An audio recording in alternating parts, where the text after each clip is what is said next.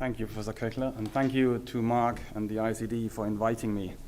Now, I have to start with a disclaimer. So this is little about the wall. I start off with the wall. It's actually about a country that was probably not mentioned yet, called Switzerland, and it's about a bank. I think we haven't talked about banks, although we have talked about finance. But let's start with the theme of the conference. So let's go back to late 1989. Late 1989, a political science student, not me, I'm history, in Oxford, was about to complete his master thesis. His topic, why the two Germanys would never be reunited. When he gave the document to his supervisor, the latter commented, and I quote, "You'd better revise your final chapter and the title of your thesis. The wall had just come down."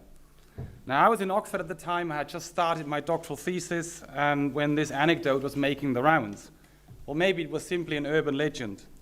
These things come up whenever there is a large event, you have urban legends. But even if it was an urban legend, I still hang on to believing that it wasn't, because it is such a great and it's a very telling story, for me at least, in three respects. Number one, from the perspective of what I would call arrogance. And I think that was mentioned several times before at this event. So over the years, I've encountered many and more, actually the numbers increase over time, people that now tell us they had expected the fall of the Berlin Wall and the reunification of Germany. Now, such people would, of course, look down upon that poor, stupid student that didn't know, at the time. Number two, and that's closely linked to number one, is the advantage of hindsight. A student working on such a thesis, and I think that's a reminder to all of us when we're students, in early 1989, that's probably when he started, or before that, would definitely not have started with the assumption that the Berlin Wall was about to come down, let alone Germany becoming reunited. As we all know, the regime was celebrating the 40th anniversary of GDR just about in October of 1989, and still looked by and large in a pretty dominant place. So what if the student had submitted his thesis in September 1989? And thirdly, and that's about historians tend to avoid predicting the future, as they usually conclude from the study of history that the future might turn out quite differently to what was predicted at a particular point. I always say half-jokingly, I leave that to economists that use historical data to predict the future. What about, for instance, what we in finance call tail risks? That is single, sudden, unexpected events that have a major impact on the course of developments. How do we factor in, let's say, Fukushima into the development of, let's say, the German government's attitude towards nuclear power? But today I will do both, and I will put on both of my hats as the company's historian, as UBS historian, and as its head of corporate responsibility. So I will try to, of course, go back in history, but also look into the future. History tells us, in inverted commas, where we come from, how we evolved, the challenges we faced or created, and how we overcame these, or not. The Berlin Wall is, of course, an excellent example of how we did overcome something. Now, sustainability, let's call it that, the other part of my job, is about challenges too. And some of these challenges were referred to before. Now, some of these challenges, and that's as far as I go with the analogy, could be compared to walls. And actually walls that are growing in size and height as we speak. And there was reference before to the topic of global warming, so that's just one example. Now, to get a clear sense, and that's something that we are very concerned looking at very strongly, of what I'm talking about, I advise everyone to look at the 17 Sustainable Development Goals. The 17 goals, signed off by over 190 states in 2015 and officially launched by the UN in 2016, provides a comprehensive overview of exactly the challenges that I'm referring to. And I think if you then go into the sub-targets of the 17 goals, it becomes even clearer. So what about the steps that we can and should take to tackle these challenges, to bring down these walls of the 21st century? And actually, there's a key component that makes them very different to the MDGs, the predecessor from 2000, the Millennium Development Goals. And that is when the UN and its Secretary General at the time launched it, and they still do. So whether it's Ban Ki-moon or Guterres, they still emphasize that, is the need for investment to tackle the challenges. So when you look at the MDGs, I don't think there was ever mention of the investment needs, at least not private investments. The estimates, believe it or not, today are as high as $7 trillion per annum if we want to get to where we want to get in 2030. So looking at that, it becomes with a very direct task or ask to financial institutions like ours, and that we are working on. But before that, I'd like to give some historical context, because this is really ultimately about the relationship between a bank, society, and the economy. So let's jump back quite a way into history, go back 170 years. And you can imagine this is 1849, Europe. What's the key concern in Europe at the time? It's actually, I would say, building railways. Of course, you could say the key concern, if you're a political historian, it's actually the revolution of 1848-49. If you look at the economy, Britain in 1849 had about 10,000 kilometers of rail tracks already. The German states, about 6,000 kilometers of rail tracks. Well, guess what Switzerland had? 23.3 kilometers of rail tracks in 1849. And exactly 3 train stations, whereas the rest of Europe, excluding Britain, had about 700. So one of the most powerful, if not the most powerful Swiss person at the time, the president of the National Parliament of Switzerland, Alfred Escher, the man who later founded a number of institutions and is probably best known for the creation of what is the Gotthard Tunnel and the Gotthard Railway. That was eventually opened in 1882 and created that link through Switzerland to Italy. He made it very clear that Switzerland has to be concerned, but it might be circumvented by all these railway lines, that people would go around because there's nothing happen in Switzerland. So in the spirit of the day, Switzerland took this task, and essentially what happened, by the end of the 1850s, there were 650 kilometers. They doubled by 1864. They doubled again by 1870, so we're now at about 2,700 kilometers of railway lines. And as we all know, Switzerland now got one of the most developed railway systems in the world, and it has such things as the Gotthard Tunnel, or it recently built, which I think is, and that's something that's sort of only been alluded to today, pretty unique in Europe. It recently opened a tunnel of over 50 kilometers, I mean, projects like that in Europe, unfortunately, are not the reality of the day anymore. So, what we see here is that the development of Switzerland, the railway development, the industrialization, the development that actually made Switzerland today probably the 21st or the 22nd largest economy in the world. I mean, you can imagine that country, I'm German actually, the country has 8 million people. It's about the 21st or 22nd largest economy in the world. But the critical piece, and this is where the banks come in, and this is, I think, one of the lessons around that, is of course what happened was the creation of a new type of bank. So the realization at the time that what was happening here, what was needed to be financed, could not be financed by the existing banking system. As we all know, there was a banking system. You had plenty of private banks in Switzerland at the time, but here a new type of bank was needed, and the model was actually a French bank. It was the Crédit Mobilier de France, created in 1852, and this was the type of bank, similar to Deutsche Bank in Germany, then created 149 years ago, by the way, so they have their anniversary next year. The type of bank that was actually to become industrial and commercial bank, like ours, like the predecessors of our bank. And the point about these banks was to finance the development of industry, the development of traffic, the development of commerce in countries like Switzerland and in other countries too, because this actually happened all around Europe. And when you look at it, for instance, that's why I picked the year 1862. This is our first historical route, Winterthur, which is about 25 kilometers from Zurich, for those of you who know Switzerland. When you look at that, what happened in 1862 when this bank was created by the local leadership, so actually local commercial leaders, industrial leaders, the mayor, so they all came together to create this. And when you look at the statutes of that, just the first part of the statutes, it becomes very clear because it says there, this bank is created to promote local industry, craftsmen, and agriculture, and more broadly, commerce and infrastructure. And with that, with the creation of these banks, we also see the creation of modern Switzerland in an economic sense. Its railway system, its education system, its export industry. Now, the societal purpose, and this is, of course, the key piece also when I look back to the SDGs, the societal purpose of all of this was, of course, very evident, if only for the very simple reason that the development of the country created many and many new jobs. To the extent to which, by the way, and that's probably little known, that for only a short time later, Switzerland had to draw upon workers from other countries.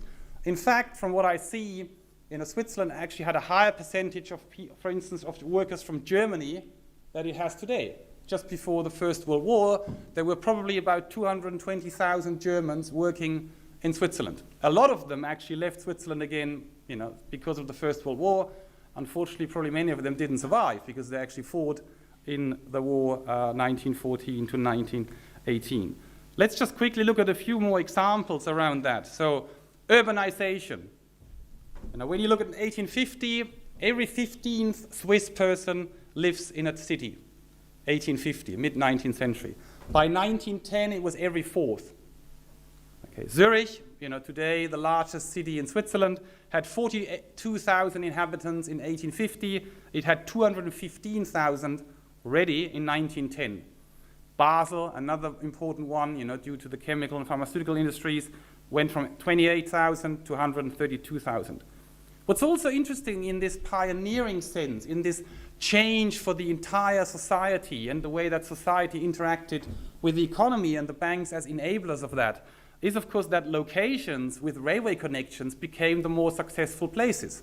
So there's interesting evidence to see that places that didn't have railway connections, that might have been successful before, actually lost that kind of success because they did not have the railway connection.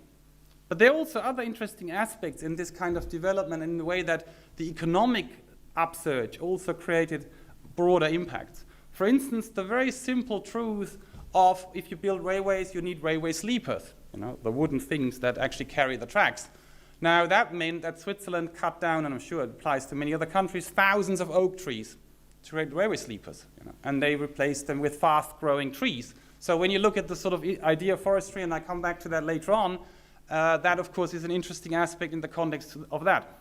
Agriculture. Switzerland transitioned to what would have been called yellow Switzerland to green Switzerland. Nothing to do with green in the sense of the 21st century. What it actually meant is that before, Switzerland was largely known for growing cereals for own consumption, wheat and others. Afterwards, it was actually having a lot more grazing land for animal fodder, etc. So yellow to green. And the cultural changes. Just to give you one example about time, that's and I quote, communities with rail connection now both had local and railway time. So there were now two times, at that point. No longer was it the sound of the church bell that moved the farmer to drop the pitchfork, but the whistling of the midday train, which drew him to do some train watching at the railway embankment. So you have a cultural change too in simple things such as the concept of time. The concept of time for the average person in society is now determined by the train and not by the church bell anymore, or by the sun, presumed before that. So when you link that to the banks, then of course you could say that of course these new industrial commercial banks, like the predecessors of our bank, of UBS, had helped to change the economy, radically change the economy of the country, that is Switzerland in this case. And actually beyond recognition within very short period of time. And that, and I emphasize the word indirectly, of course, the banks had a very clear impact upon the society and the development of the society of that country.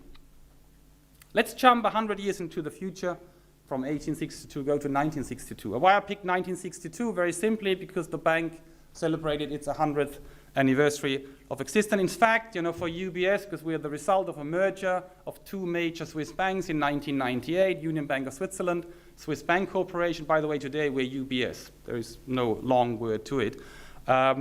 Those two banks celebrated their 100th anniversary, one in 1962, the other one in 1972. So the 60s are a good way of looking at that. But let's have a look at the way that just before these banks still perceived themselves. The money of, and I quote from a brochure, from the 1940s, the money of a bank like that must move here, there, wherever it is needed. Wherever it is useful, enables initiatives, advances the economy, and creates jobs.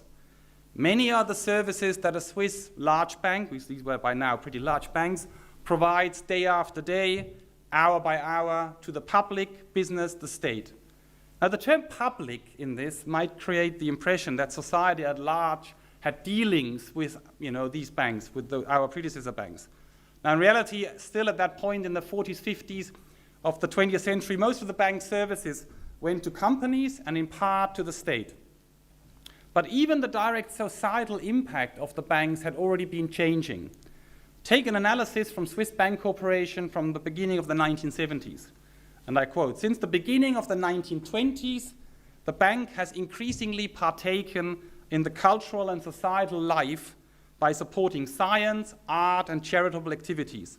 Companies are increasingly," so they're speaking more broadly, not just about the banks, "companies are increasingly convinced of the need to transgress the boundaries of its business activities and to actively participate in the tackling of challenges," so we're back to challenges, "of more general nature, as well as of the development of new intellectual horizons for the present and the future." So this concept of the societal role is not a new one, and you can see that from this particular quote from the early 1970s. But there was an important economic factor, of course, that created massive change, particularly in the 1960s, and that is, of course, the massive boom that Europe, including Switzerland, experienced at the time, which actually led to greater demands and needs by the population. So a bank like ours that had previously focused on industrial and commercial finance only now offered products and services to the wider public. So the public did come in. Some of you may not know, but actually mortgages, savings accounts, deposit accounts, for us that was a new development in the 1960s. And you also could see the technological advance that came with that. So speaking of conquering challenges, one of them was actually how do you give people, the younger ones among us might sort of laugh, but how do you give people access to money the entirety of the 24-hour day? That was actually the introduction of the cash machine. The first cash machine was introduced in the UK, in London, in mid-1967. So when you go to a cash machine next time, you'll know it's kind of 52 years old, in terms of its creation. And the first one in Switzerland was, introduced by our bank in November 1962, just introduced at the head office. And I can tell you, these are moments that historians laugh. Or laugh about or love, both, because essentially the reactions of people to something completely new. You stand in front of something that had never been there before. Money is coming out of a wall. You just got to visualize that.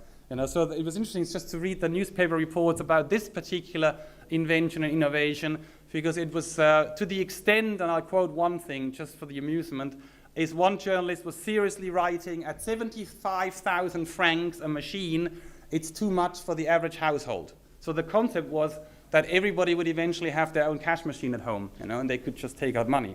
We call it e-banking today, but it's a different notion. And as far as I know, at one point in time, there were only 3 people that had their own cash machine. It was the Queen in Buckingham Palace, the Pope in the Vatican, and apparently Alice Cooper in his car. Whoever remembers Alice Cooper, but anyway, that's a different thing. There were other innovations like driving cash. People may not know that. If you're in the US, it still exists. You could drive with your car to a counter and you take out money like you would do a burger today. Not very successful, I can tell you, in Switzerland, because people didn't trust that. But I think what's also interesting, just in sort of terms of sort of pioneering spirit in Europe, and I really talk about Europe, I don't talk about the European Union, I talk about the continent of Europe, is a bank like ours, it grew from about 4,000 employees to 10,000 employees within a decade. Actually, if you take one of them, it would have been that. What I found interesting is more than nearly half of those 10,000 were younger than 25 years of age. So I think that's an interesting thing on how people perceived the fact that they could actually have an influence on the development of the economy and society. So a very clear impact here. So these banks, our predecessor banks, became universal banks. They covered literally everyone.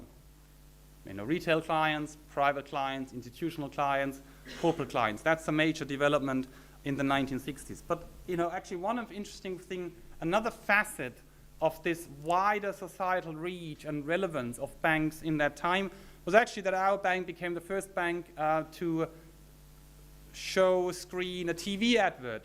The very first time that Switzerland actually screened TV adverts, which was February 1965. So there, by the way, to all of you, history and marketing, there was no TV advertising in Switzerland before February 1965. And one of the 8 products and companies, the very first, was actually a bank. And what then happened is the introduction of media conferences, investor relations conferences and so on. All of these things hadn't happened.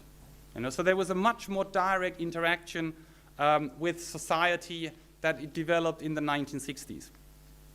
So let's move in that kind of triangle of bank, society, economy, to the point that I shouldn't normally do as a historian, that is, where are we heading now?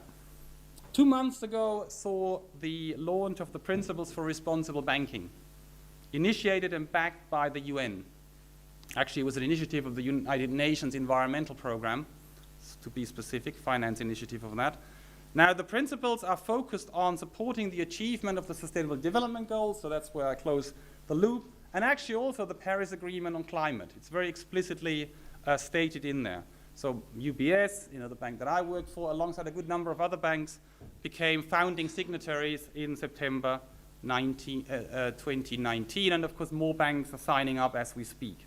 Now, what does that mean, actually, this particular development, as kind of symbolizing what we're talking about, for the relationship between economy, society, and bank? Number one, to me, these principles symbolize the role of something that has been there for a while, and that is, of course, the role of the bank as an intermediary between economy and society. It enables financing, and I think that's the critical piece around these, that fulfills an economic and societal purpose. And the demands for investments which incorporate ESG, so I think something that if you haven't looked at, you should look at, environmental, social, governance criteria, has grown massively in recent past and is growing as we speak. So just to give you an example, the 130 plus founding signatories of these principles represent over US dollars 47 trillion. Okay, so when you look at the assets of all of these banks, we're talking about US dollars 47 trillion, so there is a lot of a potential there. Number two, a very important development, sustainability as an ever-growing factor for economic success. Now, we talk about sustainability challenges. Actually, what's interesting is, of course, the more and more companies perceiving it as something that actually enables them to be economically or more economically successful. The growing realization in that actually of the role of sustainable finance. One of the interesting developments in the EU, and of course there has been a lot of discussions around the European Union, is the whole action plan around sustainable finance. And in the way that that is playing into advancing the whole sustainability topic across the economies of the European Union. And it's interesting for me, for instance, that the main trade association in Switzerland just recently, about 1 or 2 months ago, published a paper on sustainable finance. Now, this is an association that has mainly non-financial sector companies. So when I go to events with other companies, and I do that regularly, I get more and more questions because, of course, companies relate very directly, and your comment about institutional investors is, of course, a critical piece here, pension funds and so on, to the fact what sustainable finance will actually mean for their development in future. And I think the third point is a very simple one, and that is the growing expectations of society. Expectations of society to tackle, for banks to contribute to the tackling of societal and environmental challenges, those so-called walls of today and to the future. So if you look into the 2020s, and the SDGs, the date is 2030, I've picked another date, but if you say the 2020s, then we know that sustainable investing will increasingly become the standard. That's a clear prediction for the 2020s, and it's confirmed by all the clients that we interview, and we interview a lot of clients on that. And just to pick up on the institutional investors, just to give you an example, we did a survey of 600 institutional investors, and 78%, and I've been with a bank for 17 years, and I've never ever seen numbers like that, 78% of those institutional investors surveyed have already at this point integrated ESG criteria into their investment processes. 69% are of the view that including ESG criteria, and that's very critical from a financial perspective, reduce risks to their investment. So by doing that, they will actually reduce the risk to the investment. And 48%, so about half, integrate ESG criteria because they believe that this will actually lead to a better financial performance. And if you add those that will argue that it will have at least the same financial performance as conventional investing, then you are at a very substantial majority. So there is clearly a very substantial cultural change happening. So in conclusion, I think today, and this has come out of the discussions here, there is, of course, a very strong, and it's come up over and over again, a very strong focus on digitalization. You know, one of the trends that we all talk about is digital, digital, digital, and not surprisingly though, and there is a good case for that. It is a mega trend, and it really affects all of us. But I think we should also see sustainability, whichever term you want to use, let's use sustainability, as exactly such a mega trend too. You know, so we should also keep a very strong focus one, and it's absolutely an absolutely necessary one. We have at our bank clearly recognized it as such, and we are supporting our institutional, private, and corporate clients to invest accordingly. And I think ultimately, and my final point, it kind of, to me as a historian, to come back to that, brings together what is actually the starting point of the concept of sustainability. Exactly now 306 years ago here in Germany.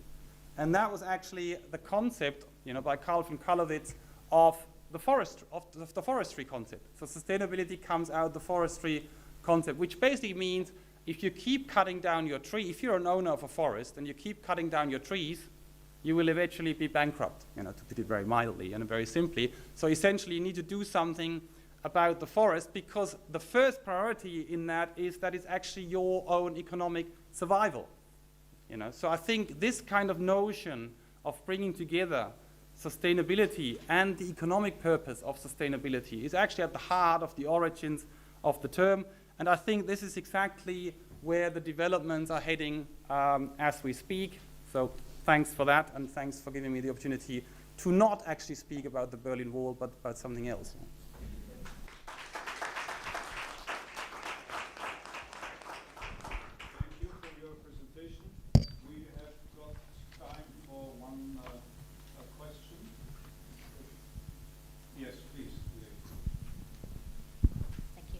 Thank you for your speech, and thank you for a different approach and a different topic. I would have two very small questions. Sure. Firstly, two topics that you touched. First, which of the 17 goals, sustainability goals, do you think is the most challenging? And the second question is, could you mention some concrete environmental sustainability initiatives that your bank has? Sure. Thank you. I think the first one is a very subjective one, because ultimately, there is a challenge around all of them, and I think ultimately it depends on in which kind of context you're in. I would certainly actually for me personally, because I think it's a very personal one. For me, it's actually quality education. I mean, if I had to highlight one, then it's that. Because to me, a lot of the other things derive from that. A lot of the discussions that we've had today are linked to quality education, Because ultimately, it's about the level of understanding. We had a discussion at lunch, is today, we have more information available than ever before in the history of humankind. I mean, just go on your internet and you find everything and anything. Well, information is not knowledge, and information is also not really understanding what the information is actually about. So quality education is a key component. It comes back to the question that was asked before, about science. How do you put things into context if you don't have the ability, the chance to put things into context? So I think quality education, to me personally at least, is a key thing. I'm sure, you can have an argument for every single one of the 17. I think 17 itself actually is extremely critical. The whole concept of partnership, when you look at all the other 16, what do we do with our partnership models, to advance on them, But I think we could have an interesting it's actually not a short question, sorry, it's a long question, And the second one, well, we look particularly, and this is maybe SG13, what we do particularly is to look at where we can develop opportunities for our clients when it comes to climate. So investing in terms of climate mitigation and climate adaptation. So if I think of one particular topic, in terms of our activities with our clients, it's that. Actually, the other one is health. One of our most successful funds was, over the last 3 years, was an oncology impact fund, nearly £500 million Swiss francs, which really just does one thing, which is to invest in startups that are developing ways to combat cancer. So I think it's these particular developments which I find, to your question, which I find particularly relevant. But of course, there would be other examples, but let's just highlight those two.